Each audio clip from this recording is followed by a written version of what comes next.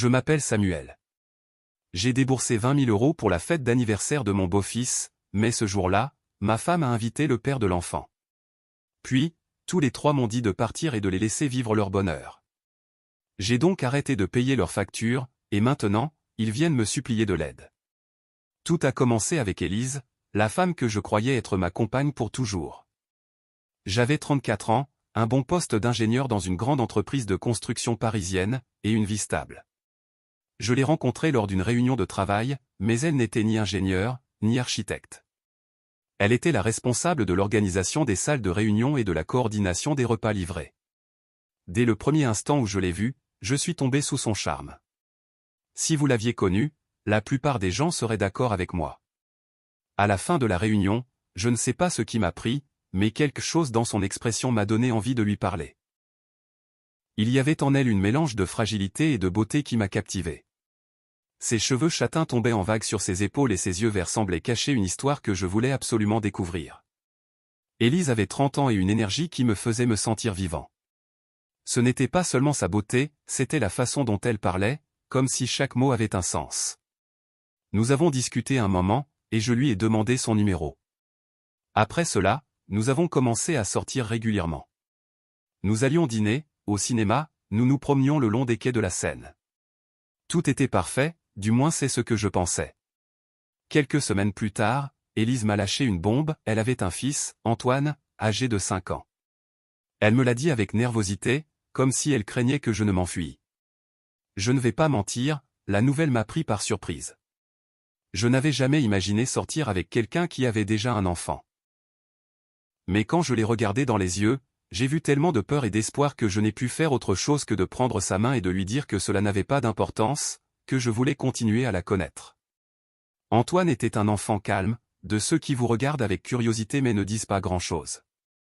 Au début, la première fois que je l'ai rencontré, il m'a accueilli avec un bonjour timide et s'est caché derrière les jambes de sa mère.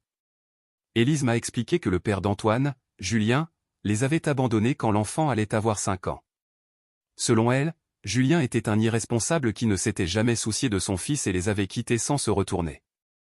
J'ai été en colère en entendant cela, non seulement pour Élise, mais aussi pour Antoine. Comment quelqu'un pouvait-il abandonner un enfant comme ça? J'ai décidé que si j'étais avec Élise, je serais aussi là pour Antoine, non seulement comme une figure paternelle, mais comme quelqu'un en qui il pourrait avoir confiance. Avec le temps, j'ai emménagé avec eux. Élise vivait dans un petit appartement typiquement parisien, avec des murs usés et des meubles qui avaient connu des jours meilleurs. Ce n'était pas grand-chose, mais elle le gardait propre et accueillant. Je voulais leur offrir quelque chose de mieux, alors j'ai loué une maison plus grande dans un quartier tranquille de Lyon, avec un jardin où Antoine pourrait jouer. J'ai couvert le loyer, les factures, absolument tout. Je ne l'ai pas fait parce que je me sentais obligé, je l'ai fait parce que je les aimais. Élise a quitté son travail, car, selon elle, elle voulait passer plus de temps avec Antoine. Je n'y ai vu aucun problème. Je gagnais assez pour nous trois, et cela me rendait heureux de les voir à l'aise. Antoine a commencé à s'ouvrir à moi.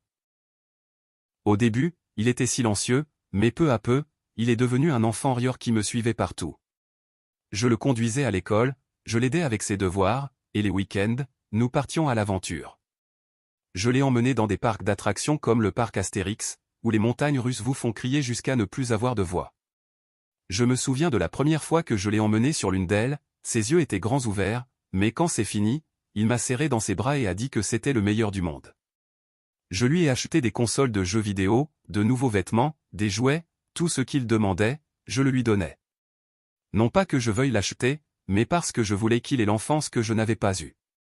Mon père est mort quand j'étais petit et ma mère a dû travailler double pour me tirer d'affaire. Je ne voulais pas qu'Antoine ressente ce manque. Élise semblait également heureuse. Elle me disait qu'elle n'avait jamais connu quelqu'un comme moi, que j'étais un cadeau du ciel.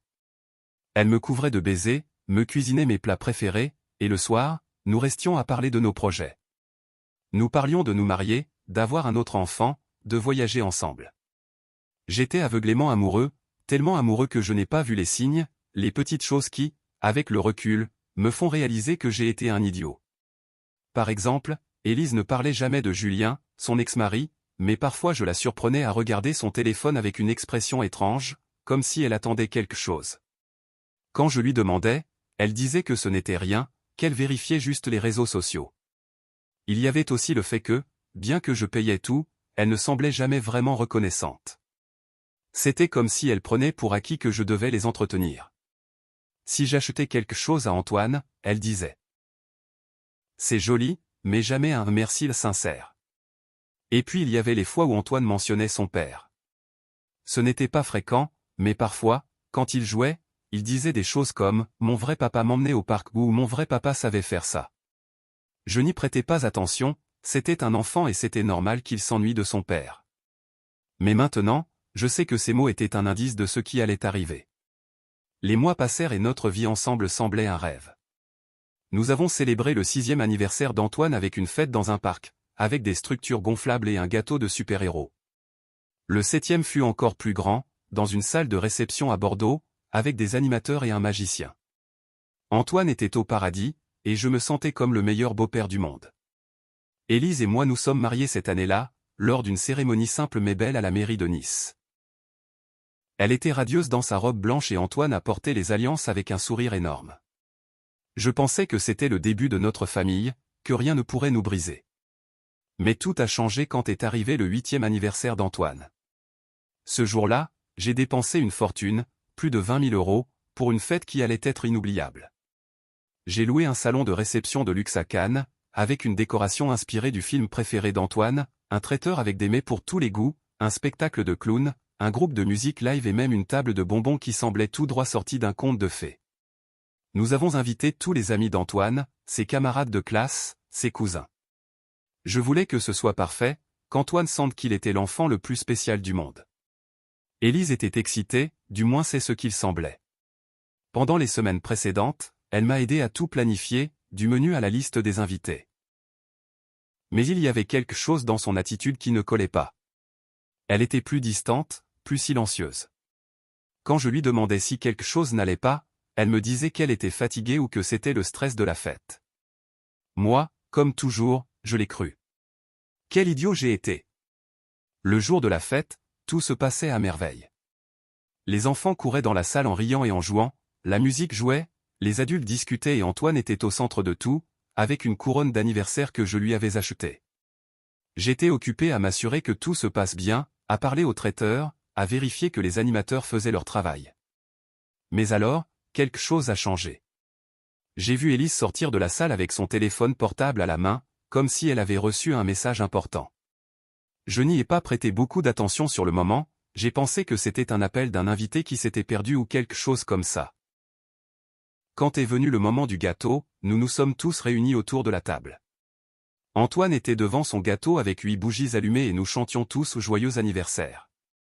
Il a fermé les yeux comme s'il réfléchissait à son vœu, puis à voix haute, il a dit quelque chose qui m'a glacé le sang, je souhaite que maman se remarie avec mon vrai papa pour que nous soyons de nouveau une famille parfaite. La salle est restée silencieuse. Les adultes se sont regardés mal à l'aise et les enfants ne comprenaient pas ce qui se passait. Élise est devenue pâle, et j'ai eu l'impression que quelqu'un m'avait donné un coup de poing dans l'estomac. J'ai essayé de sourire, de faire comme si de rien n'était, mais à l'intérieur, j'étais brisé. C'était ça que voulait Antoine, après tout ce que j'avais fait pour lui? J'ai regardé Élise, espérant qu'elle dirait quelque chose, qu'elle corrigerait Antoine, mais elle a juste baissé les yeux et a commencé à couper le gâteau comme si de rien n'était. Je n'ai pas voulu faire de scandale devant tout le monde, alors j'ai ravalé ma douleur et j'ai continué la fête. Mais quelque chose en moi s'est brisé ce jour-là, et le pire était encore à venir. Après qu'Antoine ait soufflé les bougies, l'ambiance à la fête est devenue mal à l'aise. Les adultes faisaient semblant de n'avoir rien entendu, discutant entre eux avec des sourires forcés pendant que les enfants continuaient à courir et à crier. Je suis resté là, debout, avec un plateau de gâteau à la main, sentant le sol s'ouvrir sous mes pieds. J'ai regardé Élise, attendant une explication, mais elle était occupée à couper le gâteau, m'évitant du regard. Son silence était comme un coup de poignard. Pourquoi ne disait-elle rien? Pourquoi n'expliquait-elle pas à Antoine que ce n'était pas possible, que nous étions une famille maintenant? J'ai essayé de me calmer. Je me suis dit qu'Antoine n'était qu'un enfant, qu'il ne comprenait pas le sens de ses mots. Peut-être que son papa Julien lui manquait et qu'il était normal qu'un enfant rêve de ses parents ensemble. Mais quelque chose en moi ne me laissait pas tranquille. Il y avait quelque chose dans la façon dont Élise agissait, dans son silence, dans la façon dont elle évitait mes yeux. J'ai décidé de ne pas faire de scandale devant tout le monde. J'avais dépensé 20 000 € pour cette fête et je n'allais pas laisser un commentaire d'enfant gâcher la journée, du moins c'est ce que j'ai essayé. J'ai continué mon rôle d'hôte parfait, j'ai souri, j'ai parlé aux invités, je me suis assuré que les clowns fassent leur spectacle et que le traiteur ne manque pas de nourriture. Mais je ne pouvais pas me sortir de la tête l'image d'Élise regardant le sol comme si elle cachait quelque chose. Puis, pendant que les enfants jouaient dans l'aire de jeu gonflable, j'ai remarqué qu'elle n'était pas dans la salle. Elle avait disparu, encore, comme avant, quand je l'ai vue sortir avec son portable. Cette fois, je n'ai pas laissé passer. J'ai demandé à une des mamans de surveiller Antoine un instant et je suis sorti la chercher. La salle de réception était située dans un grand complexe, avec un jardin arrière et un parking. J'ai d'abord vérifié les toilettes pour femmes, mais elles n'y étaient pas. Puis je suis allé dans le jardin, pensant qu'elle prenait peut-être l'air. Rien. Finalement, je me suis dirigé vers le parking, un endroit sombre où la lumière des lampes de la salle parvenait à peine. Et là, dans un coin, je les ai vus. Élise était appuyée contre un mur et un homme était face à elle, trop près. Ses mains étaient sur ses épaules et elle ne le repoussait pas. Au début, je ne l'ai pas reconnu, mais quand il a tourné la tête, j'ai su. C'était Julien, l'ex d'Élise, le père d'Antoine. L'homme qui, selon elle, les avait abandonnés sans se retourner. Et ils ne parlaient pas seulement, ils s'embrassaient. Un baiser lent, intime, comme si le monde autour d'eux n'existait pas. J'ai senti le sang me monter à la tête. Tout mon corps tremblait de rage, de douleur, d'incrédulité. Comment cela pouvait-il arriver? Moi qui avais tout donné pour elle et pour Antoine, qui payais chaque facture, qui avait loué une maison pour qu'ils vivent confortablement, qui avait dépensé une fortune pour cette fête, et elle était en train d'embrasser ce type dans un parking. J'ai fait un pas en avant et ma chaussure a craqué sur un caillou. Ils se sont séparés brusquement et Élise m'a regardé avec les yeux grands ouverts comme si elle avait vu un fantôme. « Qu'est-ce que tu fais là » ai-je crié, sans me soucier de qui pouvait m'entendre. Élise a bégayé. « Samuel, ce n'est pas ce que tu penses, Ce n'est pas ce que je pense, hein ?» Je me suis approché d'eux, sentant que je pouvais exploser à tout moment. Julien a reculé d'un pas, mais il ne semblait pas intimidé. C'était un type grand, avec une barbe négligée et un sourire arrogant qui me donnait envie de lui effacer d'un coup de poing. « Et toi, qui es-tu, le grand Julien qui a laissé son fils et sa femme en plan? Qu'est-ce que tu fais ici? » « Calme-toi, l'ami, » a dit Julien en levant les mains comme s'il voulait me calmer. « Je suis juste venu voir mon fils pour son anniversaire. Je ne cherche pas les problèmes. »« Ton fils ?»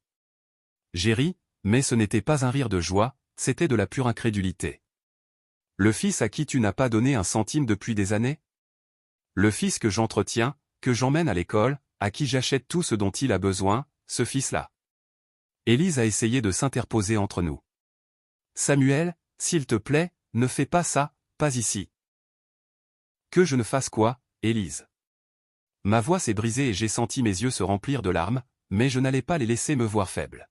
« Que je ne fasse pas de scandale parce que je te trouve en train d'embrasser cet imbécile à la fête que j'ai payée, à l'anniversaire d'Antoine auquel j'ai tout donné pour que ce soit parfait ?» Des gens ont commencé à sortir de la salle, attirés par les cris. Des amis d'Élise, des parents des camarades d'Antoine, même les animateurs de la fête. Tous nous regardaient, et je sentais leurs yeux comme des aiguilles, mais je m'en fichais. J'en avais marre de faire semblant, marre d'être le bon, celui qui tendait toujours l'autre joue. « Samuel, baisse la voix » a supplié Élise, mais son ton n'était pas celui du remords, c'était comme si elle était agacée que je les mette dans l'embarras. « Baissez la voix. » Je me suis tourné vers Julien, qui avait toujours ce sourire. « Et toi, tu crois que tu peux apparaître de nulle part, embrasser ma femme et rester là comme si de rien n'était? Pars d'ici avant que je ne te sorte à coups de poing. » Julien a ri, et ce fut la goutte d'eau qui a fait déborder le vase. J'ai fait un pas vers lui, les poings serrés, mais avant que je puisse faire quoi que ce soit, Élise s'est placée devant moi et m'a poussé. Ce n'était pas une poussée forte, mais c'était suffisant pour m'arrêter. Et puis elle a dit quelque chose que je n'oublierai jamais, « Non, Samuel, ne rends pas ça plus difficile. Julien a le droit d'être ici, c'est le père d'Antoine. » Je suis resté figé. Le droit? Le type qui les a abandonnés avait le droit, et moi qui avais tout donné, non? Avant que je puisse répondre, j'ai vu Antoine courir vers nous, sa couronne d'anniversaire de travers. Quelqu'un devait l'avoir appelé parce que ses yeux étaient pleins de larmes. « Papa » a-t-il crié en voyant Julien, et il a couru vers lui les bras ouverts. Julien l'a soulevé comme s'il était le père de l'année et m'a regardé avec ce sourire de supériorité. J'ai senti le monde s'effondrer. Tout ce que j'avais construit avec Antoine, toutes les fois où je l'avais emmené dans des parcs, où nous avions joué aux jeux vidéo ensemble, où je l'avais serré dans mes bras quand il avait peur, ne signifiait rien. « Antoine, viens ici », ai-je dit en essayant de garder mon calme, mais il s'est accroché à Julien et a alors dit quelque chose qui m'a brisé le cœur en 1000 morceaux, « Je veux être avec mon papa et ma maman. » « Tu n'es pas mon papa, Samuel. » Je ne sais pas comment décrire ce que j'ai ressenti à ce moment-là. C'était comme si quelqu'un m'avait arraché l'âme. J'ai regardé Élise, espérant qu'elle dirait quelque chose, qu'elle expliquerait à Antoine que ce n'était pas bien, que j'étais une partie de sa famille. Mais elle a juste baissé les yeux, et j'ai alors su qu'elle était d'accord avec lui. « Élise, ai-je dit, la voix tremblante, dis-moi que tu n'es pas d'accord avec ça, dis-moi que tu ne veux pas que je parte. » Elle a levé la tête et, pendant une seconde, j'ai cru qu'elle allait me demander pardon, qu'elle allait dire que tout était un malentendu. Mais au lieu de cela, elle a dit, « Samuel, je crois qu'il est préférable que tu partes. Nous avons besoin d'espace pour être heureux. Heureux sans moi. » Après tout ce que j'avais fait pour eux, ils me jetaient comme si j'étais un obstacle. J'ai regardé Julien, qui tenait toujours Antoine, puis Élise, qui n'avait pas une once de remords dans les yeux. Et alors j'ai compris. Ce n'était pas seulement le désir d'Antoine, c'était quelque chose qu'ils avaient déjà planifié. Julien n'était pas apparu par hasard.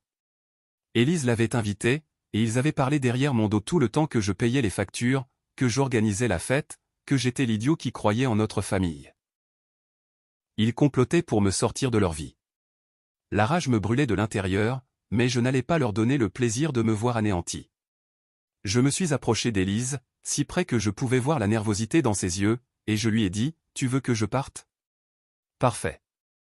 Mais n'attends pas que je continue à payer pour ta vie une seconde de plus. » Je me suis retourné et j'ai marché vers ma voiture, ignorant les regards des invités, les murmures, la voix d'Élise qui m'appelait. Je n'ai pas regardé en arrière. Je suis monté dans la voiture, j'ai démarré et j'ai conduit sans but, les mains tremblantes sur le volant. Je ne savais pas où j'allais, mais je savais que je ne pouvais pas retourner dans cette maison, dans cette vie.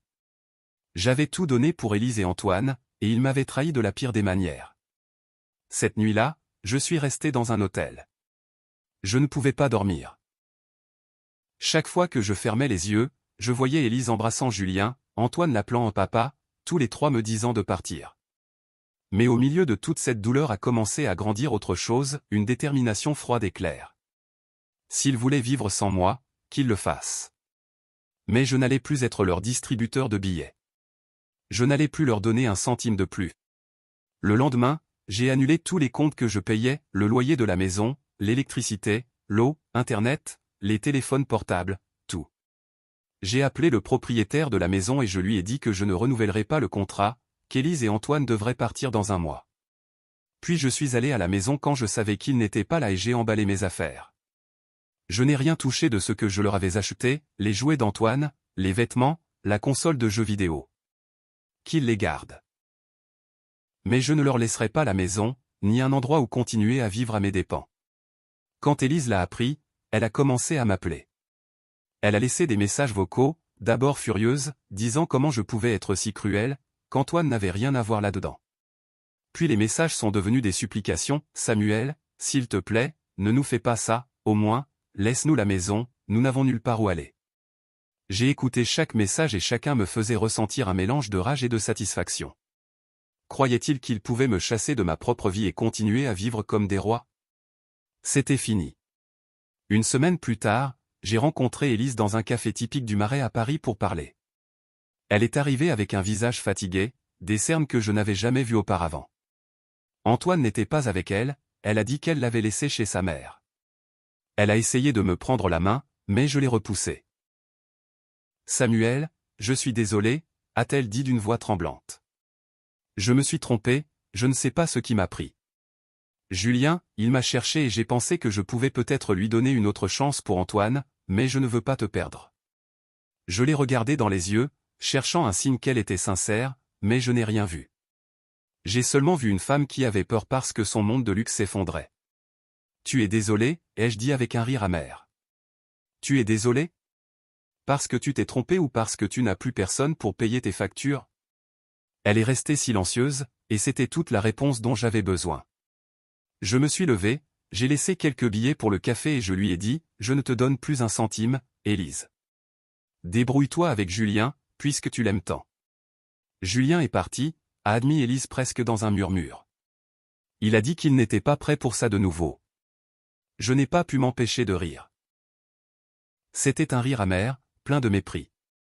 Il est parti? Quelle surprise! Le grand Julien, le père parfait, les a encore abandonnés. Et maintenant tu viens vers moi comme si j'étais ton distributeur de billets? Non, Élise, je ne te donne plus un centime. Et je suis parti. À la fin du mois, le propriétaire de la maison m'a appelé pour me dire qu'Élise et Antoine étaient partis. Ils n'avaient rien laissé, juste quelques jouets cassés. Il m'avait supplié de les laisser rester plus longtemps, mais le propriétaire a refusé. Élise pleurait en quittant la maison, disant qu'elle n'avait nulle part où aller. Et c'est tout ce que j'ai su de ce jour-là. Le processus de divorce fut plus rapide que prévu. J'ai engagé un avocat à Marseille et j'ai déposé les papiers à peine quelques semaines plus tard.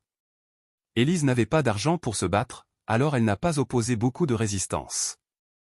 Nous avons signé dans un bureau froid avec un juge qui nous a à peine regardés.